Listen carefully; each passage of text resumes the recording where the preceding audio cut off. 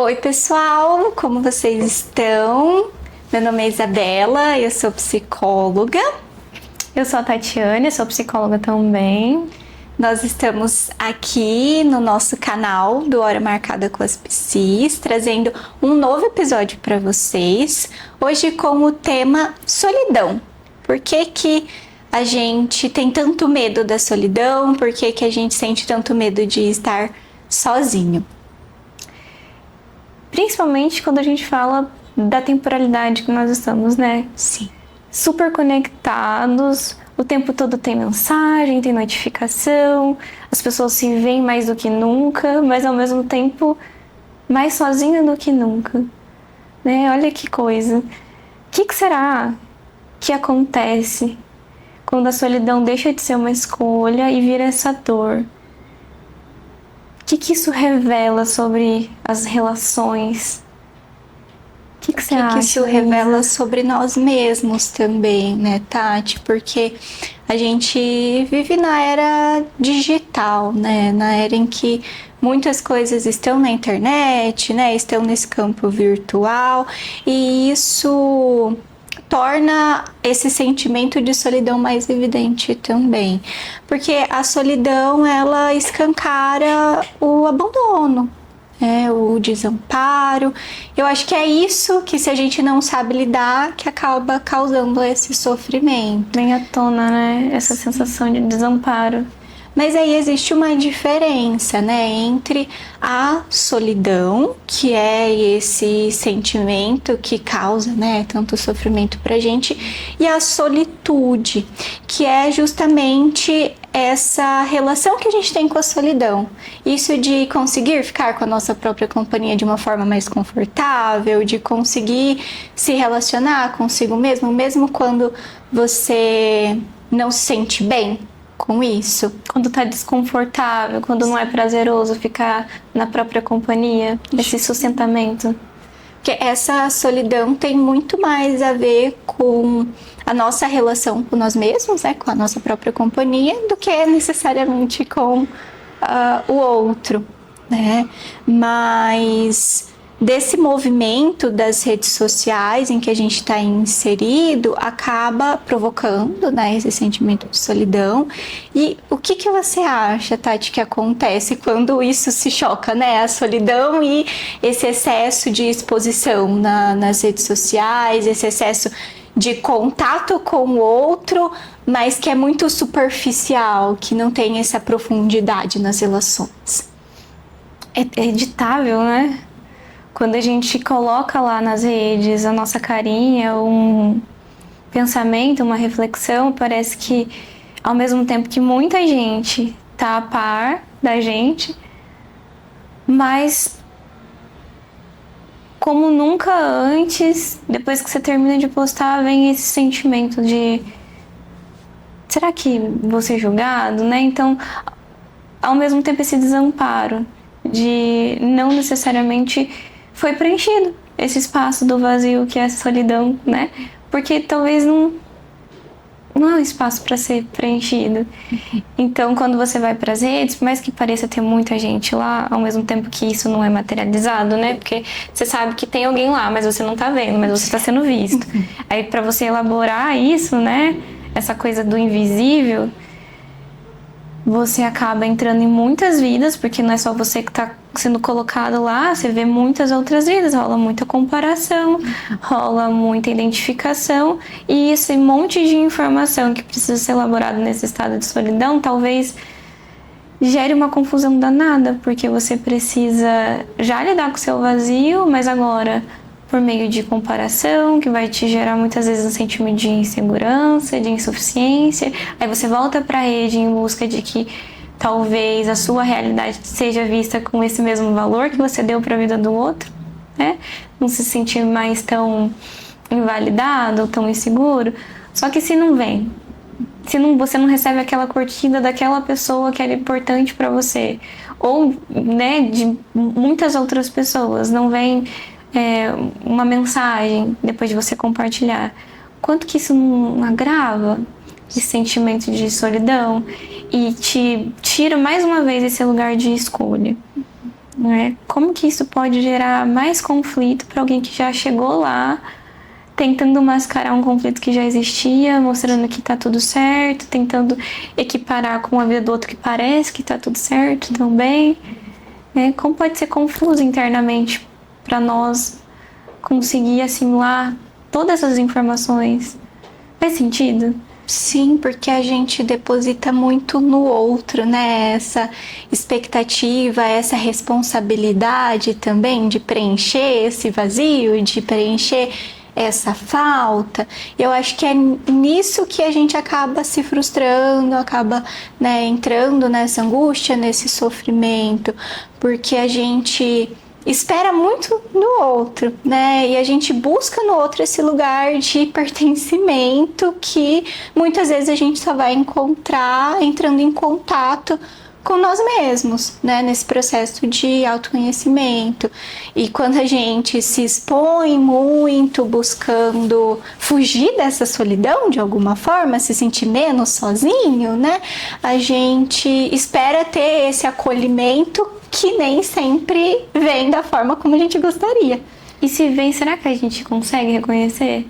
Porque se tem essa expectativa, esse ideal, né? Então, a tal pessoa que tinha que ter reagido à minha publicação e essa pessoa não deu a luz da presença dela.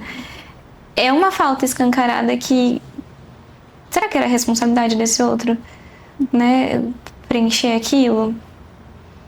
O quanto que isso mostra que na ausência do outro existe esse desamparo que não está sendo sustentado, né? De que você quer ser visto, mas com que olhar? Porque se do jeito que o outro se mostra, não supre.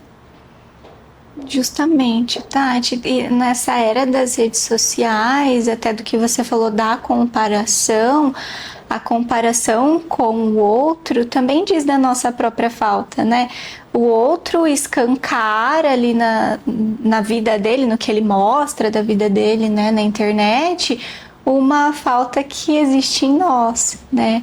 Então, o que o outro mostra nos atinge nesse lugar que não é do outro, né? Que é nosso, que é individual, e aí que causa todo esse sofrimento e essa angústia. E pensando, né, nessas relações sociais, porque somos seres sociais, querendo ou não, a gente se constitui pelo olhar do outro, isso desde a nossa infância. Né? Nós somos ali, nós ganhamos borda, nós ganhamos contorno através do olhar do outro, através do cuidado do outro, através, né, da nossa própria individualidade. Precisou desse outro nesse primeiro momento. O né? outro dá parâmetro daquilo que eu Sim. começo a entender que eu preciso, né? Justamente. E talvez por isso que venha esse grande medo, né, do abandono, porque desde cedo a gente prestou do outro, né, para nossa própria sobrevivência. Mas a gente precisa tomar muito cuidado para que isso, na nossa vida adulta, não se transforme em uma dependência emocional, né, e não vire uma insegurança nas nossas relações. O que você acha sobre isso, Tati? Sobre essa relação, né, da solidão com a dependência emocional, com essa insegurança?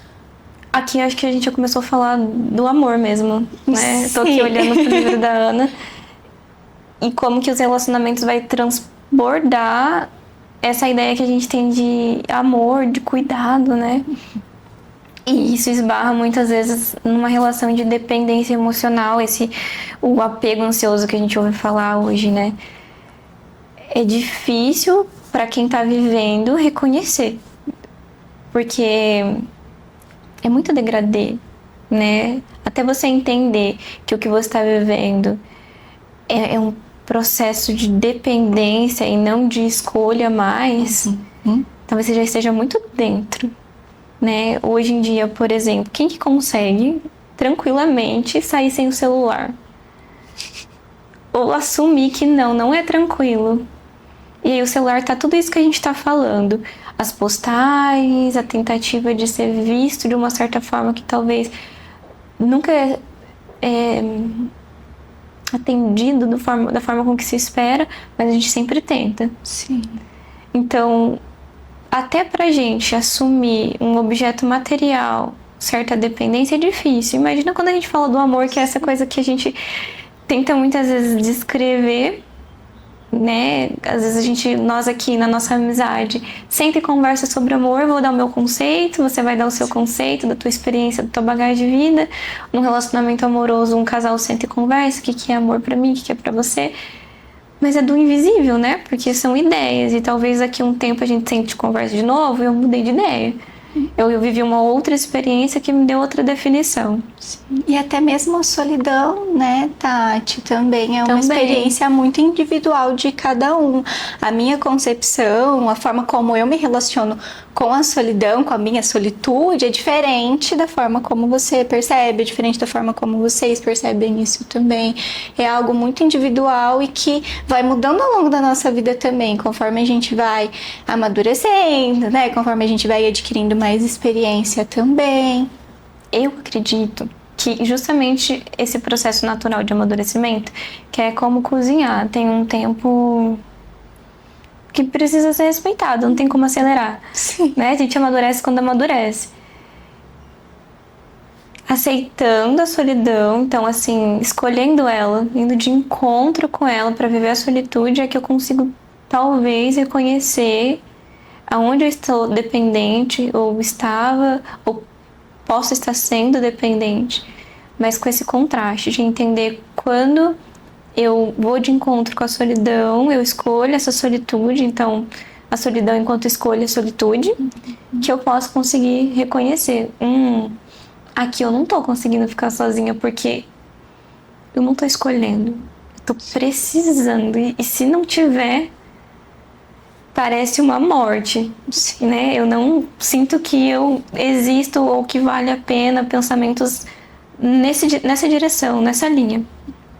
Surgiu muito essa caoticidade, né? Do desaparecer, da ausência do sentido. Produz muito essa ordem de pensamento quando a gente está num lugar de dependência. E é possível só identificar isso com contraste. Porque se você só tá dentro disso, isso é a única linha de pensamento que você segue, como é que você vai saber que existe a possibilidade de você se amparar e não mais o outro vai ter essa função? Não mais você vai culpabilizar e responsabilizar o outro pela falta que você sente. Se você nem conheceu a experiência de que você sustenta o desconforto, que é esse estado de solitude. Porque a gente romantiza, né? Demais. Que a solitude é um copo de vinho, um livro no sábado à noite e você é muito feliz. É solidão ou liberdade, né? E muitas vezes você tá fazendo aquilo com um esforço danado. Sim. Porque você precisa valorizar a sua autonomia para se desenvolver. Não porque você fluiu lindamente, deu uma vontade enorme. Às vezes vem desse lugar, mas às vezes não. Você tem que sustentar esse lugar. Porque talvez permanecer no lugar do outro, sempre na presença do outro, anule a sua, né? E aí eu gosto muito desse livro e eu sempre comento com você, daí eu vou abrir uma brecha aqui para falar do Clube do Livro da Isa, que foi onde eu conheci. Eu conheci esse livro no primeiro encontro com a Isa, ela me convidou para o grupo que ela criou de leitura. E o que eu falei lá no grupo, o que mais me marcou foi quando a Ana Sui fala sobre sustentar a solidão na companhia do outro, quanto que isso é sofisticado. A gente está falando aqui de sustentar a solidão na própria solitude, né? Na própria presença, em que o outro falta, sustentar a falta. Mas tem também a solidão de você conseguir ser presente para você, sustentar a sua própria companhia, ser fiel ao seu eu ali na presença do outro, porque a gente veste personagem, a gente coloca máscaras e performa quando tem pessoas por perto. Então é muito elaborado você conseguir se despir na frente do outro. Exige uma maturidade. A gente não consegue se despir nem na nossa própria companhia.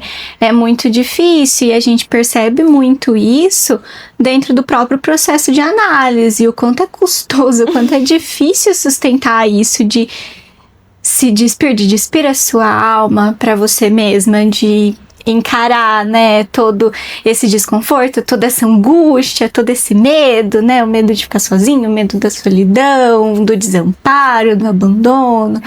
Então, se já é difícil sustentar isso com nós mesmos, imagina, né, sustentar isso na companhia de um outro, né, no qual a gente cria muita expectativa, deposita muito isso no outro, né? E falando da Anna Sui também, que fala no livro A Gente Mira no Amor e Acerta na Solidão, que o amor, ele não preenche essa falta, ele escancara essa falta. A gente acha que vai se envolver com uma pessoa num sentido amoroso, né? Solução. Pra como uma forma de solução. Essa pessoa vai me completar, vai preencher esse vazio que eu sinto.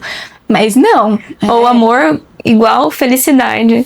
Mas não é bem assim, né, Tati? O amor, ele vem pra mostrar mesmo pra gente o que é essa solidão, né? A gente mira no amor, mas acaba acertando na solidão mesmo, né? Nessa solidão dentro, né, da relação com o outro, nessa solidão num sentido de, a partir do momento em que esse outro passa a ser importante na minha vida, eu tenho medo de perdê-lo.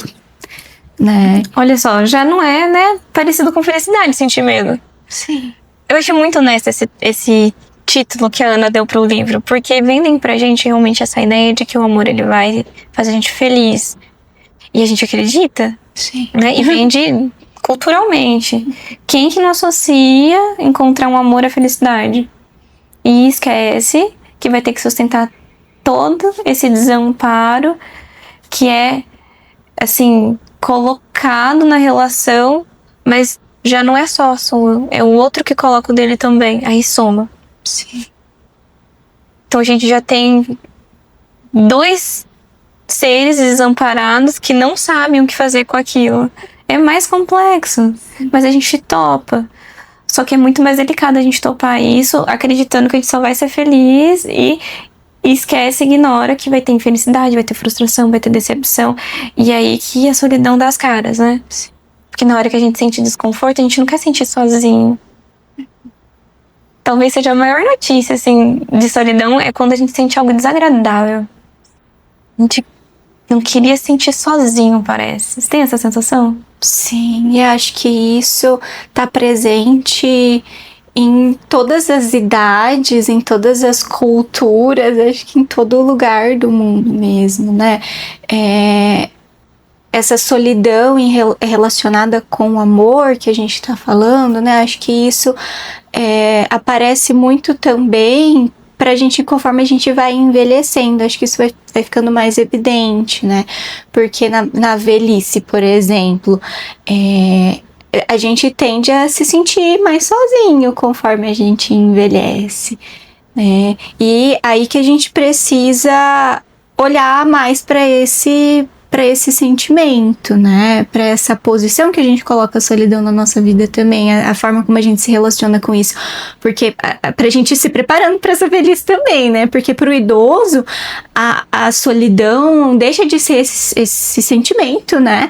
E passa a ser uma realidade concreta, né? Muitos idosos acabam caindo até em depressão por conta disso também, né? Eles conforme vão envelhecendo, vão perdendo esse espaço na sociedade. Novamente, essa sociedade, né, que é ligada ao consumo, que é ligada a esse excesso, né, de conteúdos virtuais, digitais, o próprio capitalismo, que traz essa questão da produtividade. Então, se você não produz, você não serve mais. E acho que isso acaba aparecendo muito, né, para as pessoas idosas, nesse lugar de não só da solidão como uma falta da presença física da pessoa, do contato com o outro, mas também dessa falta de lugar no mundo atual, dessa falta de sentido para a vida, dessa falta da sensação de pertencimento, de reconhecimento e até de validação também. Você leu minha mente, eu tava aqui pronta para falar sobre a velhice com você já puxou. É muito preparado, essa sociedade é muito preparada para valorizar a juventude, né? Uhum. Tudo em prol da juventude. E quando a gente fala dessa fase da vida em que você tem um outro ritmo, você já não acompanha mais. Você vai ter outras prioridades que não atender essas exigências atuais, né? De estética, de produtividade, socialização. Você tá, então, tendo que travar uma luta interna, né? Você precisa se reaver muito mais com você ainda, porque a sociedade já não tá no mesmo movimento. Sim. Então é um trabalho mais interno. Você precisa mais ainda ter intimidade com você. Isso significa que necessariamente você vive mais espaço de solidão. Torna a solidão esse espaço habitável, digamos Sim. assim, né? Mais confortável. É uma companheira conhecida. Sim. Porque além disso tem os lutos. A pessoa que já tá na terceira idade, ela já viveu muitas perdas. Sim. Tanto de... Ela já teve que se haver muitas vezes com a solidão. Ela se encontrou diversas vezes, seja por perda de pessoas que ela amou, e por despedidas de lugares que ela passou. São inúmeras. E a solidão, ela se faz nesse contato com você, né? Com as memórias, com as sensações. Então, é uma intimidade diferente. Eu penso que ao mesmo tempo que tem esse sofrimento do deslocamento com a temporalidade que supervaloriza a juventude, né? Tem também uma intimidade maior consigo mesmo. Porque você é empurrado para esse lugar, né? Você precisa desenvolver essa força. Então, uma pessoa que já tá na terceira idade, ela já tá numa relação com a solidão dela que o jovem não conhece e não consegue sustentar ainda. E isso é muito curioso. Então, ao mesmo tempo que tem essa vulnerabilidade, existe, né? Muitas negligências acontecem por essa falta de espaço que você mencionou, né? Tem também essa fortaleza que existe nessa fase, e na juventude a gente não vai encontrar necessariamente. A questão do amadurecimento, né? Conforme a gente foi falando sobre esse tema, o quanto é importante a gente amadurecer e aprender com as experiências conforme a gente envelhece também, para ir aprendendo a se relacionar melhor, né, com esse lugar que a gente coloca na solidão, lugar que ela ocupa, né, na nossa vida. E a Ana Sui fala muito sobre esse tema no livro, e ela traz que é uma questão tão relevante para nossa sociedade que em 2018 o Reino Unido criou o Ministério da Solidão. E depois, né, alguns anos depois, em 2021, o Japão fez esse mesmo movimento, justamente por conta dessa preocupação que se tem atualmente com essa relação, né, que nós temos com a solidão, o aumento das taxas de suicídio e de depressão também. Então se torna cada vez mais importante falar sobre esse tema, até para que a gente consiga ir se preparando melhor, se relacionando melhor com isso, para não virar um sofrimento, uma angústia. Olha só, né? Chega a virar descrição de sintoma no DSM, né? Então, é algo para que a gente também se atente a algo que merece tratamento. Conseguir se relacionar com a solidão, então, é um assunto muito sério, né? A ponto de criar um ministério, o que está acontecendo? Né? A gente tem índices que revelam que isso leva a comportamentos extremos. Então, merece se não é olhado, se não é acolhido, se não é compreendido, acaba se tornando de fato uma patologia, acaba, né, se deslocando para esse lugar da depressão mesmo, que é algo que afeta muitos idosos, né, mas também nos afeta, né, afeta a juventude, afeta até as pessoas, os adolescentes, né, aqueles que são mais jovens que nós. E a gente estava conversando antes de começar a gravação, né, o quanto que se desdobra pro isolamento. Uhum. E aí, como proteção, né, você estava contando para mim. O isolamento como um mecanismo de defesa para não ter que lidar com essa solidão. Então é mais fácil, assim, a gente se retirar, se afastar do outro, se isolar, como uma forma de se proteger, né, desse medo que a gente tem de ser deixado pelo outro, de ser abandonado, né, de se sentir desamparado também. Aí eu comentei que ironia, porque daí a gente antecipa o que a gente evita. O quanto que isso não mostra que esse sujeito ele tá realmente em sofrimento, a ponto de, na tentativa de fugir, ele cai no isolamento. E daí eu gostaria que a gente também comentasse o quanto que dá pra fazer alguma coisa com isso, né? Se a gente tá na resistência, justamente de sair do isolamento, na tentativa de não ser deixado, largado, esse sentimento de abandono, de novo, que ironia, o movimento contrário necessário é socializar. A gente necessita, para que consiga tornar a solidão uma escolha, também escolher ir para o outro. Então, ao mesmo tempo que é importante escolher ficar sozinho para que isso não se torne uma completa solidão, a gente também consegue trabalhar isso enquanto solitude se a gente escolhe ir para o outro. Né? E aí a medida disso é o amadurecimento. Porque não tem uma receita. O tanto que, para mim, isso é uma solitude e aí passa a virar solidão é diferente pra Isa. Sim. E a forma como a gente se relaciona com isso também nos dois aspectos, né? Na solitude, na solidão, até mesmo no isolamento, né? Nessa relação com o outro, é muito diferente. E eu vejo, Tati, que uma forma da gente conseguir se relacionar melhor com isso, como uma forma de enfrentamento mesmo, né? Dessa questão, é dar uma forma para isso, dar um nome, né? E como que a gente faz isso, né? Pela escrita, pela arte, pelo corpo, né? Pela palavra, na análise, na terapia, né? Nesse processo de autoconhecimento, de amadurecimento. É assim que a gente se relaciona melhor com nós mesmos, com a nossa solitude, com a solidão na presença do outro.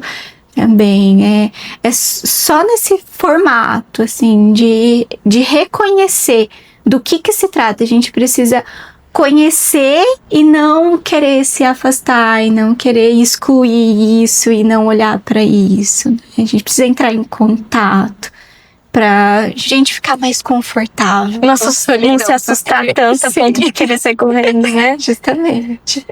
E talvez a linha tênue para que isso não aconteça seja transformar isso em algo que eu não vá realmente me assustar. Então, escrever, pintar isso, transformar num diálogo. Colocar isso no mundo de alguma forma, né?